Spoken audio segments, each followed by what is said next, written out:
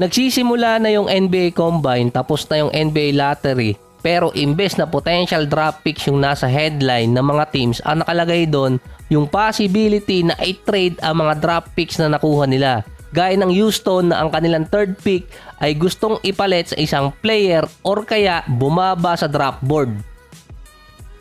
Nasa 5% chance lang kasi noon ang Houston na at least number 8 sila, pero nakuha nila yung number 3 pick. Galing pa yon sa James Harden trade na nakuha naman ng Houston mula sa Brooklyn. Ang number 1 pick naman possible din na ma-trade ng Atlanta Hawks depende sa magiging trade nila kay Trae Young or DeJounte Murray.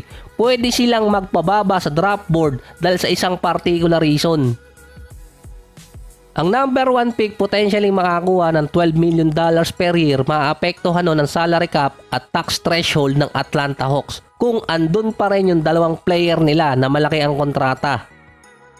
Ang Memphis naman ganun din, balak nilang ipalit yung number 9 pick dahil pabalik na si Ja Morant. Kailangan nila ng isang win now player para sa lineup. Loaded na rin kasi yung Memphis ngayon. Willing din ba yung ibang mga teams na kunin yung mga draft picks na ipinamimigay ngayon or gustong i-trade ng mga teams na nakakuha ng mataas sa draft board? Kasi nga mas iintayin nila yung susunod na taon. Hindi kasi yung mga top pick ang nasa headline ngayon dahil wala namang consensus number 1 overall pick para sa 2024. Si Brandon Ingram naman nasa trade block after ng disappointing season. Actually yung later part lang doon. All-star number pa rin naman si Ingram. 20 points, 5 rebounds, 5 assists. Bumagsak nga lang siya sa 14 points per game after nung injury niya.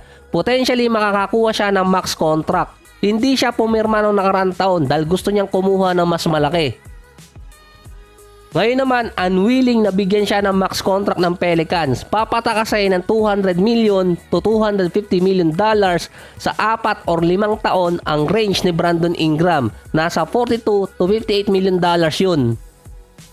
Malaking kontrata na yon para sa Pelicans at lalagpas sila sa tax threshold. May natitira pa kay Ingram na $36 million. Ang nabasa ko lang doon, Lakers ang possible kumuha kay Ingram para sa third star.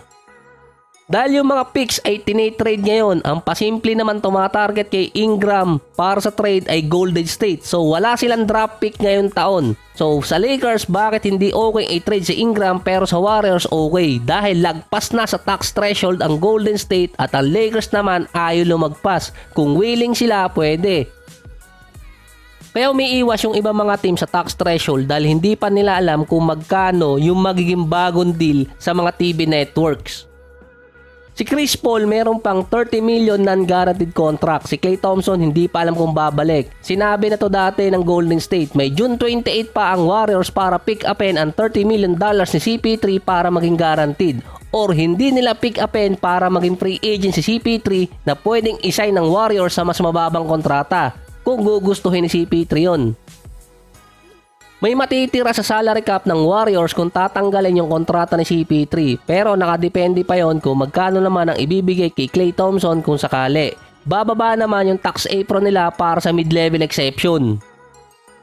Balak din di umanong i-trade ng Golden State si Andrew Wiggins pagdating ng free agency. May matitira pang 3 taong kontrata kay Wiggins na mas mababa yon ng 10 milyon sa kontrata ni Brandon Ingram.